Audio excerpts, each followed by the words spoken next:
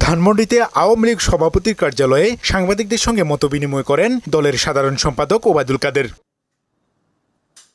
Myanmar ইস্যুতে BNP মহাসচিব মির্জা ফখরুল দায়িত্ব জ্ঞানহীন বক্তব্য দিচ্ছেন বলে অভিযোগ করেন তিনি।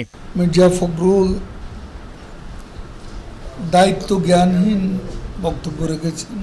তিনি কূটনৈতিক প্রজ্ঞা কৌশলের বাইরে গিয়ে এমন কথা বলেছেন যা শুনে মনে হয় পরিস্থিতি নিয়ে তাদের ন্যূনতম কোনো ধারণা নেই। এই দেশ রক্ত দিয়ে স্বাধীন করা হচ্ছে এবং এখানে সেন্সিবল কথাবার্তা বলা উচিত। ওয়ালটন ফ্রিজ কিনে অনেকের মতো আপনিও হয়ে যেতে পারেন মিলেনিয়াল।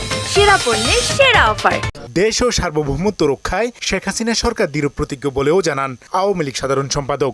বাংলাদেশ মিয়ানমার সীমান্তে কঠোর নজরদারি অব্যাহত রেখেছে। সেনাবাহিনী সহ আমাদের দায়িত্বপ্রাপ্তরা